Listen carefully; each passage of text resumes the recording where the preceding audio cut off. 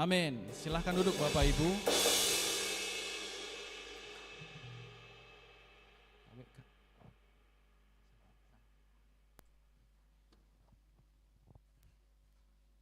Ya, salam Bapak Ibu. Apa kabar?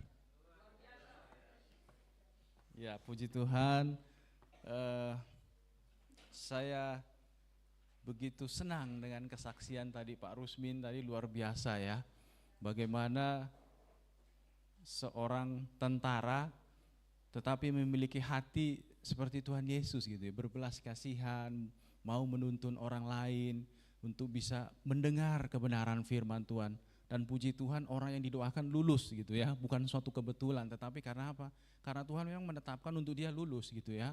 Kita menuntun orang lain, dan saya mengambil suatu kesimpulan begini. Kekhawatiran adalah bentuk ketidakpercayaan kepada Tuhan. Ini quote-nya saya sendiri gitu ya. Karena apa? Kita harus menuntun orang lain percaya kepada Tuhan. Karena apa? Bartimeus percaya. Kemudian Pak Rusmin datang menuntun anak didik tersebut dan dia percaya. Akhirnya apa? Dia punya iman bahwa saya akan lulus dan dia lulus. Itu quote saya.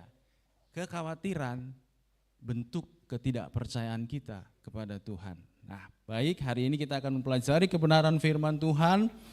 Kita sudah beberapa minggu belajar mengenai memberi. Mulai dari pemberian perpuluhan, persembahan khusus, kemudian kemarin terakhir minggu kemarin kita belajar firman Tuhan memberi apa? Yang ingat cuma satu orang, memberi di dalam waktu-waktu yang sulit. Nah, sekarang temanya apa? Ada yang ingat nggak? Karena sudah dibagikan. Ada yang ingat tidak? Apa temanya hari ini ya? Iya, mencukupkan agar dapat memberi, rasa cukup agar dapat memberi. Nah, ayat ini terambil dalam kitab Filipi, surat Rasul Paulus kepada jemaat di Filipi 4 ayat 10 sampai 20. Tetapi kita akan membaca satu ayat, ini yang paling utamanya di dalam Filipi 4 ayat yang ke-11. Kita buka sama-sama Filipi 4 ayat yang ke-11. Coba kita buka sama-sama. Kalau sudah dapat, saya undang kita bangkit berdiri. 3, 2, 1, Filipi 4 ayat 11. Katakan ini bukanlah karena kekurangan, sebab aku telah belajar mencukupkan diri dalam segala keadaan. Silahkan duduk Bapak Ibu. Jadi kitab Filipi ini ditulis, sedikit saya berbicara mengenai sejarah dari kitab Filipi ditulis. Filipi ditulis oleh Rasul Paulus.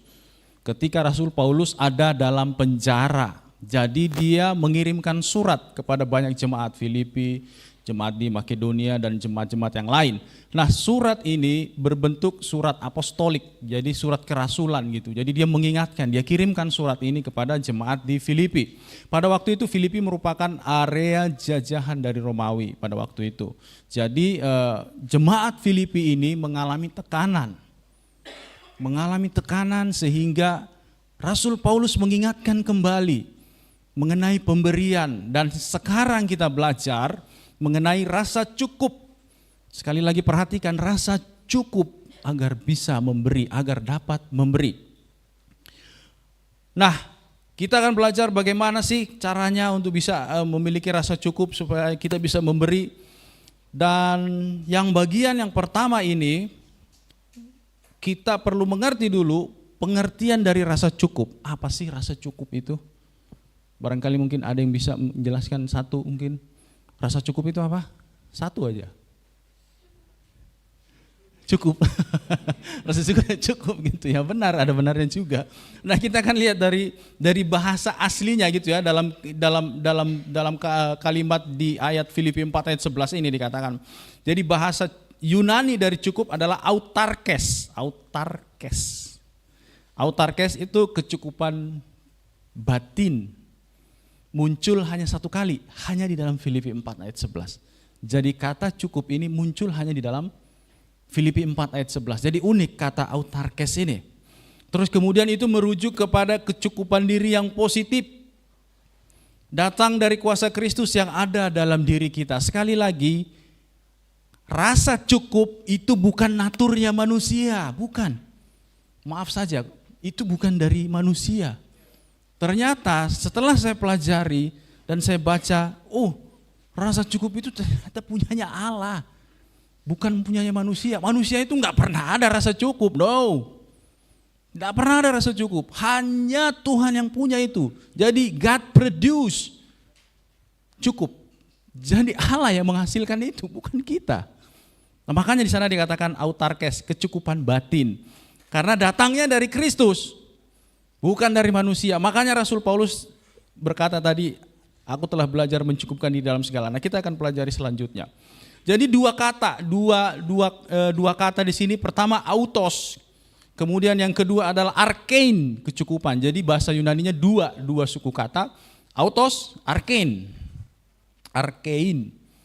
Autos itu sendiri kita tahu lah, auto, otomatis, otomotif, auto sendiri. Terus kemudian arkein itu kecukupan diri sendiri. Jadi hanya Tuhan saja yang bisa memberi rasa cukup, karena itu bukan naturnya manusia untuk merasa cukup. No, itu hanya dari Tuhan. Terus kemudian pengertian kedua, sikap hati yang mengakui bersyukur atas apa yang kita miliki tanpa rasa kekurangan atau membandingkan dengan orang lain. Wah, ini membandingkan dengan orang lain paling sering ya. Wah, seperti yang dibilang salah seorang pernah berbicara di sini, orang lain yang beli terus kita yang kepanasan gitu ya, orang lain yang beli kulkas kita yang kedinginan dan lain sebagainya. Seperti itu, karena membandingkan diri. Bahwa kebahagiaan sejati itu tidak bergantung dari seberapa banyak yang kita miliki, melainkan seberapa banyak kita bersyukur atas apa yang kita punya. Itu pengertian yang kedua yang saya catat di sini. Kemudian yang ketiga, rasa cukup ini didapat karena ini surat dari Rasul Paulus ketika dia ada di dalam penjara bersama rekannya Silwanus atau dibilang Silas. Maka dia menulis, rasa cukup ini didapat Rasul Paulus melalui proses belajar. Perhatikan di sana ada kata belajar, sebab aku telah belajar. Sekali lagi itu tidak ada pada Paulus, tapi Paulus belajar. Dia belajar dari rasa cukup itu dari Tuhan. Dia belajar dari Kristus dan pengalaman pribadinya di ayat 11 tadi. Kita tahu sama-sama, kalau dibilang kata belajar tentunya itu didapat ketika kita menuntut ilmu kan. Ketika kita menjadi mahasiswa, ketika kita menjadi murid. Jadi belajar di sana karena kita sudah menjadi murid Kristus. Karena Rasul Paulus sudah menjadi murid Kristus, makanya dia belajar. Ada kata belajar di sana, dia tekankan. Di dalam Matius 11 ayat 29. Coba saya buka buat kita. Matius 11 ayat 29 dikatakan di sana. Pikulah kuk yang kupasang dan belajarlah padaku, karena aku lemah lembut dan rendah hati dan jiwamu akan mendapat ketenangan. Nah, kata belajar di sana sama, saudara. Rasul Paulus belajarnya dari Tuhan Yesus, bukan dari siapa-siapa. Karena dia tahu ayat ini, belajarlah kepadaku. Apa sih yang mau dipelajari? Itu banyak sebenarnya. Salah satunya ini, rasa cukup itu adalah dia dapat ketika dia belajar dari Yesus Kristus. Di awal tadi saya sudah katakan bagaimana rasa cukup bukan berasal dari manusia, itu berasal dari Allah. Manusia gak pernah kata cukup, gak pernah. Kemudian bagian yang kedua, kita perlu tahu juga ada bahaya-bahaya ketika kita hidup tanpa rasa cukup. Saya yakin pasti saudara tahu sendiri. Ketika hidup tanpa ada rasa cukup. Dalam tulisan saya di GKKD Makassar blogspot.com, saya pernah menulis di sana, aku, dan aku. Gambarnya itu orang gemuk, kemudian mulutnya besar. Itu tulisan saya di sana, saudara silakan kunjungi. Semoga bertambah yang mengunjungi, karena yang baca di sana cuma 1, 2, 1, 1, 1, 1, 2, 1, 1. Dari banyak 200 tulisan di sana saya tulis, yang baca paling cuma sedikit. Nah, saya berharap saudara bisa membacanya ya. Nah, bahaya ketika hidup tanpa rasa cukup, itu akan membuka pintu bagi bahaya sebagai berikut. Yang pertama, khawatir. Tadi saya katakan, khawatir adalah bentuk ketidakpercayaan kita kepada Tuhan. Itu satu. Maka kita akan stres berlebihan juga. Jadi bahayanya pertama, khawatir, stres berlebihan. Markus 4 ayat 19. Kita buka Markus 4 ayat 19.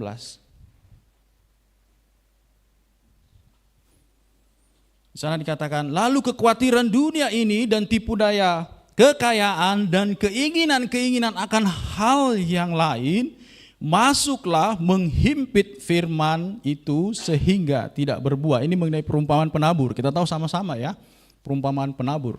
Jadi kekhawatiran dunia ini ketika kita hidup tanpa rasa cukup, maka firman yang ada pada kita itu dihimpit. Oleh karena apa? Tipu daya kekayaan, keinginan-keinginan akan hal-hal yang lain, masuklah mengimpit firman itu sehingga tidak berbuah. Nah, ini bahayanya ketika kita hidup tanpa rasa cukup.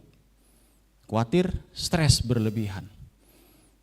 Saya penggemar otomotif, saudara. Saya suka sekali dengan otomotif, dunia otomotif saya suka.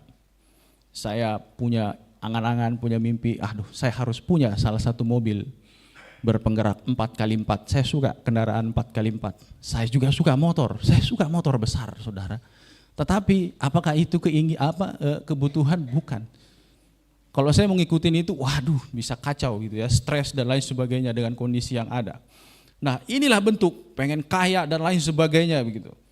Terus kemudian dalam 1 Timotius 6 ayat 10 juga diingatkan di sana, 1 Timotius 6 ayat yang ke-10. 1 Timotius 6 ayat yang ke-10.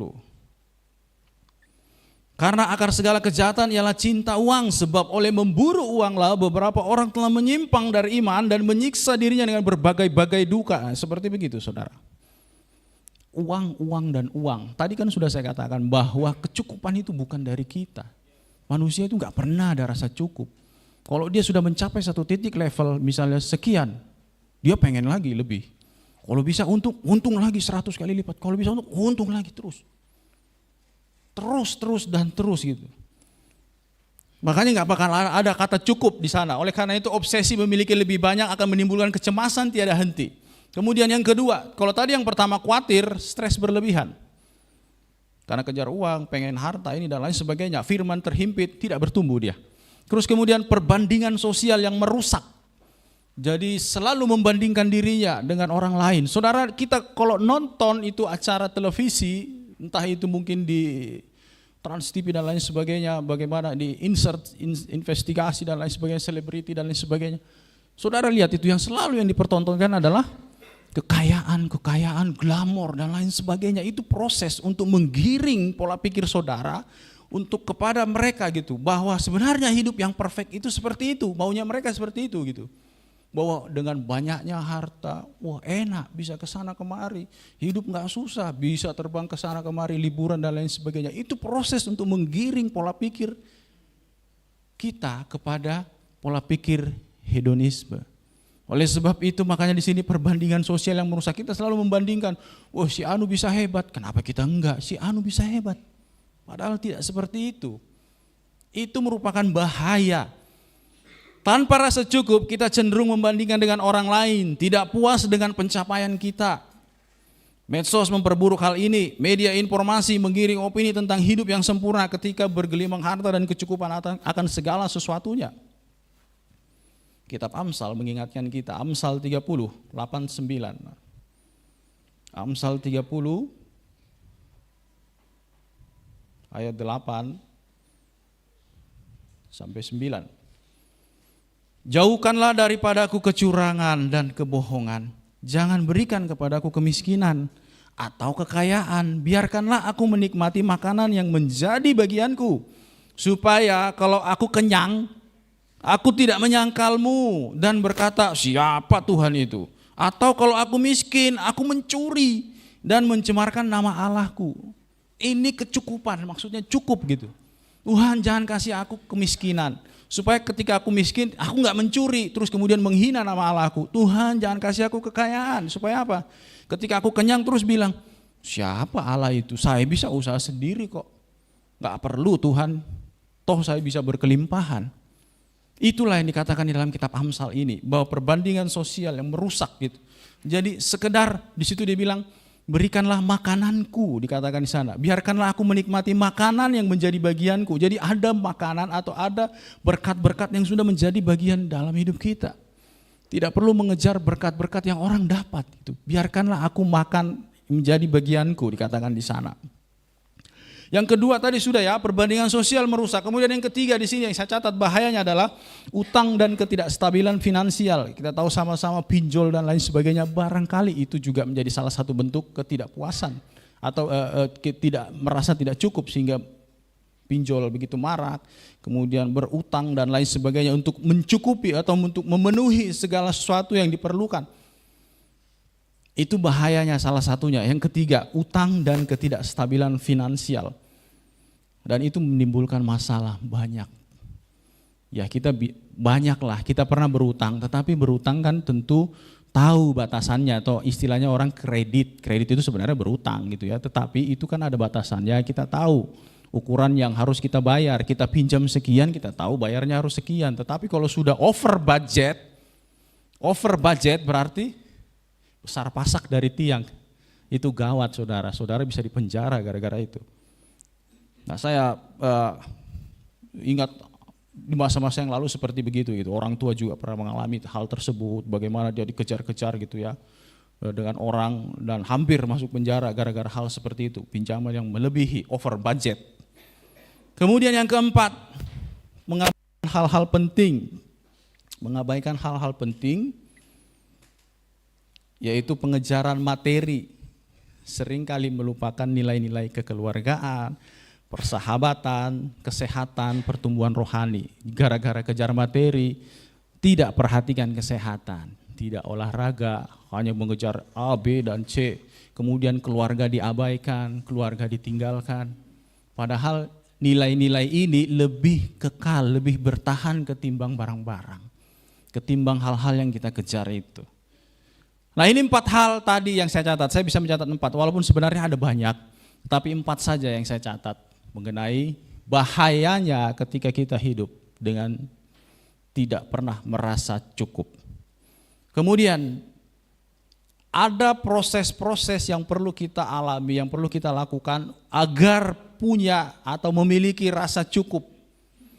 Dan proses ini membutuhkan kesadaran dan disiplin serta pertolongan Tuhan. Saudara, rasa cukup itu butuh tuntunan Tuhan, pertolongan Tuhan, dan itu perlu disiplin saudara. Perlu disiplin. Saya pernah mengikuti di gereja program dari Sinode namanya LEAP. LEAP, L-I-A-P. LEAP kalau dalam bahasa Inggrisnya LEAP itu berarti lompatan kalau saya tidak salah. Jadi kepanjangan Leadership Empowerment Program. Jadi itu untuk pemimpin-pemimpin di GKKD. Jadi Sinode mengadakan itu 3 bulan ikut program itu. Salah satunya adalah bagaimana selaku hamba Tuhan kita perlu menurunkan level finansial atau level ya seperti itulah, 2 level ke bawah. Jadi diceritakan bagaimana seorang hamba Tuhan yang seharusnya bisa gitu ya, karena dengan pekerjaannya dia bisa aja mau beli mobil baru dengan harga yang lebih mahal, tapi dia memakai mobil yang sudah tua, istilahnya orang bilang sudah remo-remo gitulah, dia pakai itu. Jadi kita diajarkan untuk hidup sederhana, tidak glamor, tidak ini dan lain sebagainya. Nah pada program itu, nah, proses itu ada prosesnya, bahkan mulai dari pencatatan bagaimana pengeluaran, pencatatan mengenai pemasukan, itu diajarkan waktu itu di program itu. Dan saya teringat juga bagaimana ada banyak orang-orang hebat di luar sana, mereka kalau dari segi finansial, wow luar biasa. Salah satunya Keanu Reeves, tahu Keanu Reeves ya, bintang film Hollywood itu ya, itu luar biasa banyak duitnya gitu. Tapi dia seringkali berbagi gajinya itu untuk orang-orang kru filmnya gitu. Kru film dia bagi. Terus kemudian kita tahu Warren Buffett itu bisnismen kelas dunia itu ya gitu, itu sudah top banget gitu. Itu hidup dengan rumah yang kecil, terus kemudian mobilnya juga mobil tua, biasa juga dia makan yang biasa sekali dengan hidup yang sederhana. Padahal ini sekelas Warren Buffett itu kalau dia mau beli 1 pulau pun bisa gitu ya. Ini orang terkenal. Terus kemudian Jack Ma, tahu Jack Ma ya? Ada yang tahu Jack Ma? Nggak ada yang tahu Jack Ma. Jack Ma yang punya Alibaba, saudara, yang punya Alibaba orang dari Tionghoa sana. Itu hidup sederhana juga gitu. Presiden presiden apa ya, Amerika Latin kalau nggak salah itu terkenal dengan julukan presiden termiskin. Saking apa? Hampir sebagian besar gajinya dikasih untuk orang berkekurangan, kemudian panti asuhan. Ini presiden termiskin, saya lupa nama presidennya itu presiden siapa gitu. Tapi hidupnya sederhana. Ini gambaran saudara. Memiliki gaya hidup cukup itu ada prosesnya. Proses yang pertama kita perlu bersyukur setiap hari. Dengan menghitung berkat yang Tuhan beri bagi kita, sekecil apapun itu, kita perlu bersyukur, kita perlu menghitung itu. Mengucap syukur kepada Tuhan di dalam 1 Tesalonika 5 ayat 18. 1 Tesalonika 5, 18.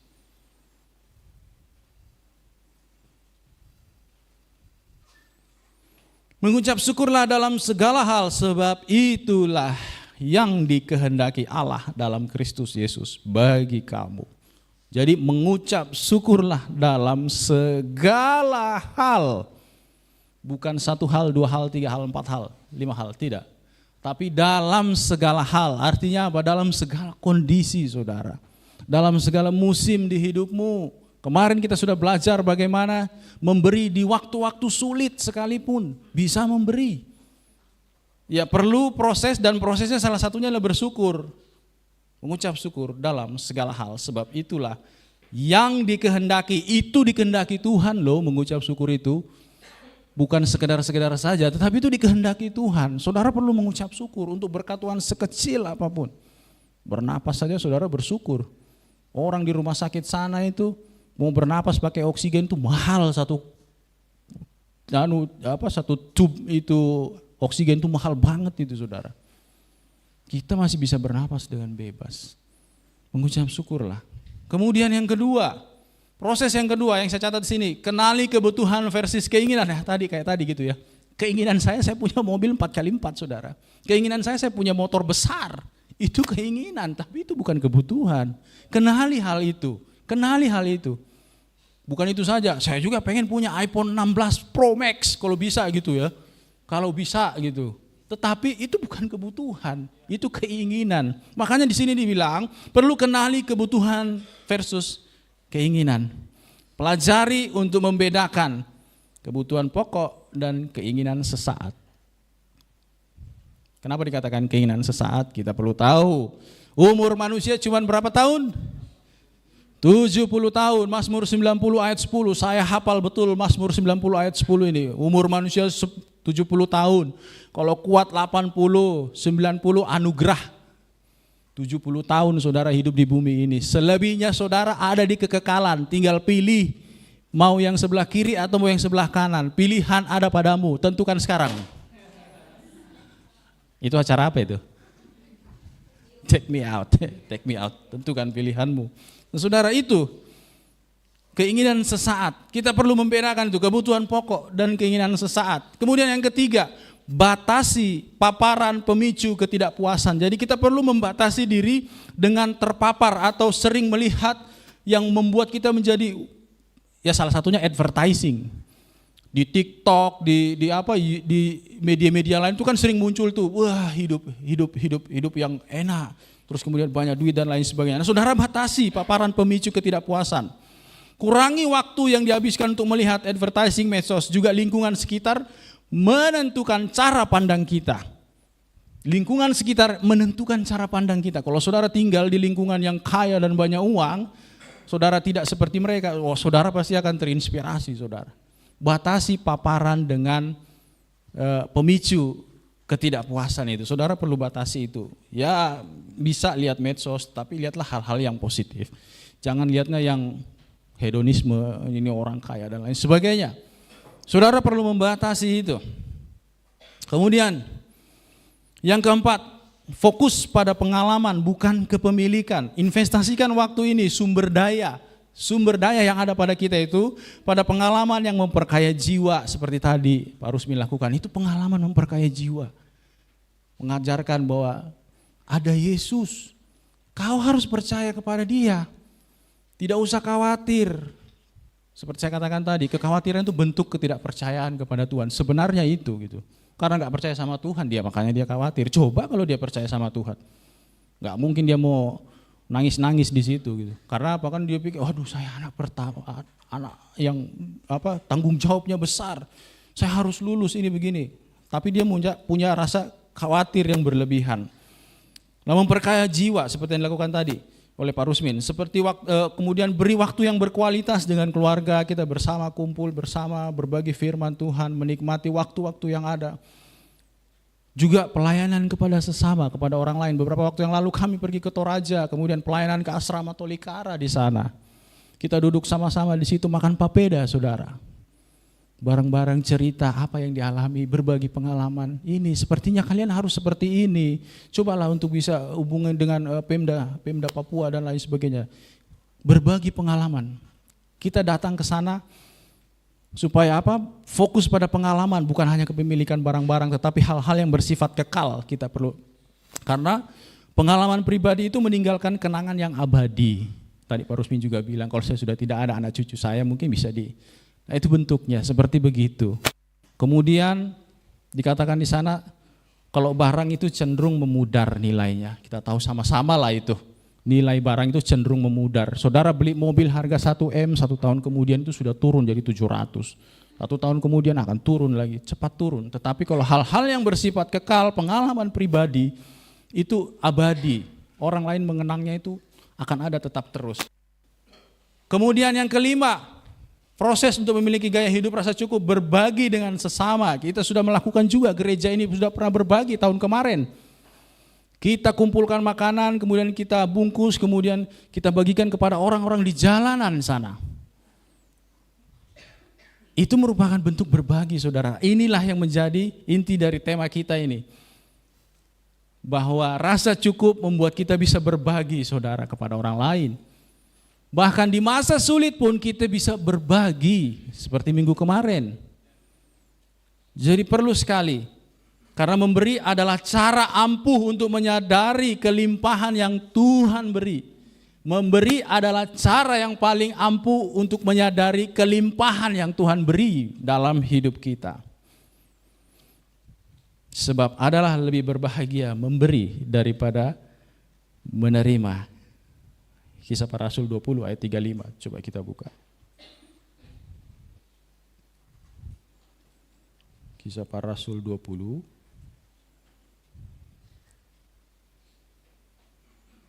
Dalam segala sesuatu telah kuberikan contoh kepada kamu, bahwa dengan bekerja demikian kita harus membantu orang-orang yang lemah dan harus mengingat perkataan Tuhan Yesus. Sebab ia sendiri telah mengatakan, adalah lebih berbahagia memberi daripada menerima. Lebih berbahagia memberi daripada menerima. Memang tidak ada perkataan Yesus langsung di sana. Saudara cari dari kitab Matius dan seterusnya, tidak ada perkataan Yesus adalah lebih berbahagia. Tetapi itu disimpulkan oleh Rasul Paulus. Karena apa? Yesus lebih banyak memberi daripada menerima. Ada pemberian dari orang-orang tertentu untuk pelayanan Yesus, ada.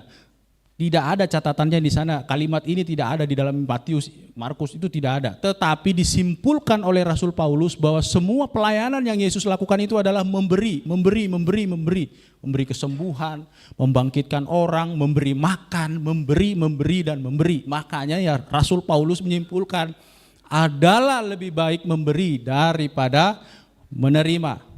Itu kesimpulan yang Rasul Paulus ambil. Karena Yesus pelayanannya adalah pelayanan memberi. Kemudian yang keenam, proses yang keenam ini yang terakhir adalah mengandalkan Tuhan, memprioritaskan Tuhan. Ini yang mungkin sering kali kita lupa, memprioritaskan Tuhan.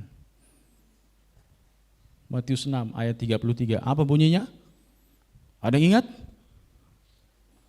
Matius 6 ayat 33. Carilah dahulu kerajaan Allah dan kebenarannya, maka semuanya itu akan ditambahkan kepadamu. Jadi memprioritaskan Tuhan, saudara, bagian terakhir untuk kita memiliki gaya hidup rasa cukup.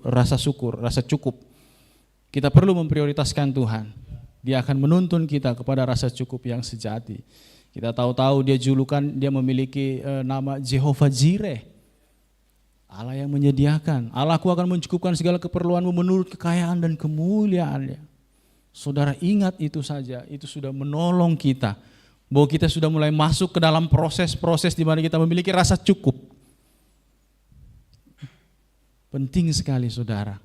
Jadi itu proses belajar. Perlu disiplin, perlu pertolongan Tuhan. Karena kita tidak pernah memiliki rasa cukup. Hanya Tuhan yang punya sifat itu saudara. Saudara perlu datang kepada Tuhan. Makanya Rasul Paulus bilang apa? Aku belajar mencukupkan. Dia saja masih belajar, sekelas Rasul Paulus masih belajar sama Yesus. Apalagi kita saudara. Kalau kita tidak belajar kepada Yesus, gawat saudara. Maka tulisan saya itu bisa jadi kenyataan. Aku dan aku, mulutnya besar, uang semua masuk. Seperti begitu. Nah oleh karena itu ada dampak dan efek dalam hidup dengan rasa cukup.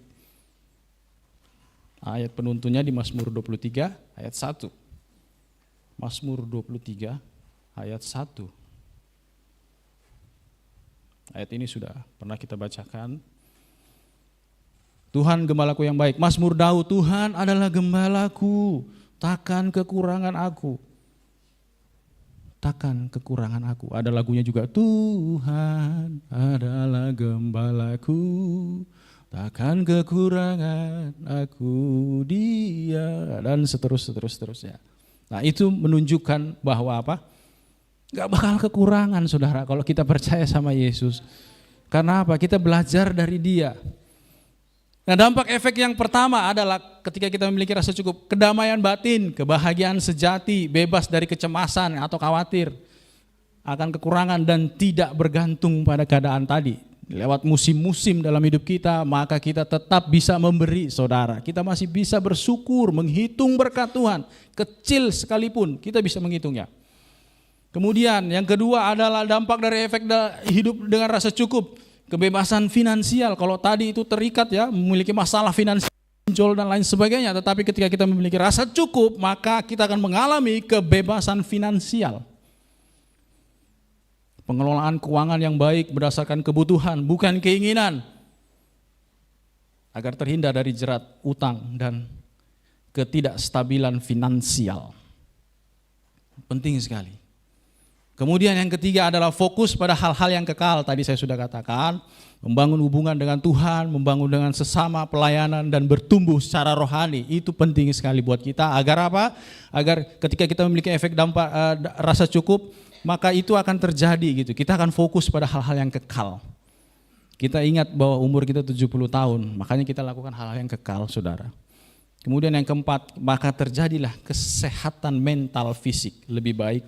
Dan stres pun berkurang saudara. Kalau saudara memiliki perasaan atau rasa cukup itu. Itu dampak yang ada. Kemudian yang kelima adalah menjadi teladan dan berkat. Hidup bersyukur dan cukup menjadi teladan bagi orang-orang lain.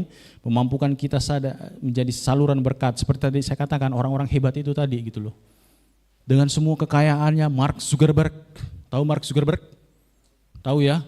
Yang punya Meta, sekarang Meta bukan Facebook, Meta, yang pemilik Meta itu kalau kemana-mana itu pakai kaos oblong, celana jeans biasa, terus kalau dia bekerja dia nggak mau terpisah kantornya, dia harus sama-sama dengan semua karyawannya di situ, barengan di situ ngumpul semua. Karena apa? Dia pengen menunjukkan kesederhanaan, tidak perlu membedakan, padahal kalau mau beli apa-apa bisa aja bangun kantor tersendiri itu ngapain gitu kan. Kalau sekarang kan enggak, kantor bos sendiri, kantor ini sendiri, kalau dia enggak. Satu kantor dengan semua karyawannya, bentuk kesederhanaan, pakai baju kaos oblong. Kalau saudara pernah lihat itu ya, kayaknya sudah berapaan nggak dicuci kaos oblongnya itu, pernah saya lihat gitu. Tapi itu sederhana saudara, bentuk itu menjadi teladan, menjadi berkat. Kayak tadi Keanu Reeves, presiden itu tadi, presiden dari Amerika Latin itu, presiden yang termiskin julukannya saudara. Karena apa? Karena gajinya dikasih ke orang lain. Nah, ada kesimpulan-kesimpulan dari proses-proses ini yang bisa saya tarik. Yang pertama, rasa cukup itu adalah proses pembelajaran seumur hidup. Itu proses belajar seumur hidup, perlu disiplin, perlu pertolongan Tuhan. Perlu disiplin, perlu pertolongan Tuhan, karena itu bukan sifat kita, itu sifat Allah. Oleh karena itu perlu belajar. Kemudian yang kedua, karena itu kata sifat, sekali lagi karena itu kata sifat, dan itu datangnya dari Tuhan, ketika Kristus ada dalam kita. Jadi ketika kita lahir baru, saudara, sifat itu mulai ada di sana. Tapi itu proses belajar, perlu belajar. Makanya kita tuntun orang untuk menerima Yesus, terima Yesus. Supaya apa? Supaya di dalam dirinya ada Yesus. Nah, dia akan belajar melalui Yesus yang ada dalam dirinya itu. Supaya dia belajar untuk hidup cukup. Kemudian yang ketiga, Allah tahu apa yang kita perlukan, maka percayalah dengan iman dan dia akan memenuhi segala keperluan Anda menurut kekayaan dan kemuliaannya dalam Kristus Yesus. 3 kesimpulan ini yang saya catat. 3 kesimpulan ini yang saya catat. Baiklah kita memiliki rasa cukup itu. Dan itu luar biasa saudara, kalau saudara memiliki rasa cukup. Pengalaman demi pengalaman pribadi kita pasti adalah, tidak mungkin tidak. Masing-masing dari kita pasti punya pengalaman pribadi bagaimana saudara belajar untuk mencukupkan diri. Kita semua pasti punya pengalaman, tetapi kita mau supaya pengalaman itu belajar dari Yesus Kristus. Supaya sepanjang kehidupan kita bukan menjadi orang yang boro, seperti begitu ya. Kalau orang Makassar bilang boro. Seperti begitu, atau suka pamer dan lain sebagainya. Tapi menjadi orang yang rendah hati, sederhana seperti orang-orang hebat itu. Sederhana sekali gitu, hebat mereka.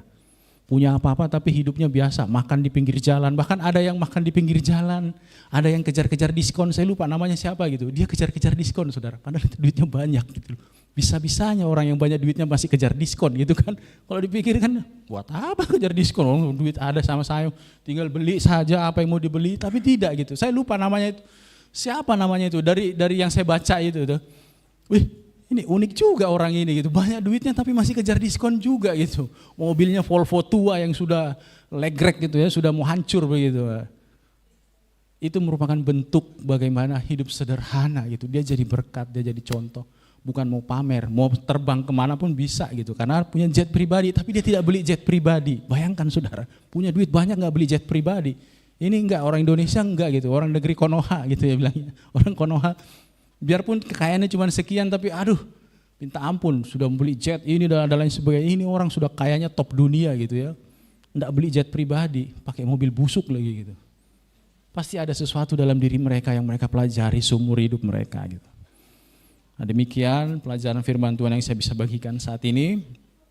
Saya mengundang pemain musik untuk maju ke depan.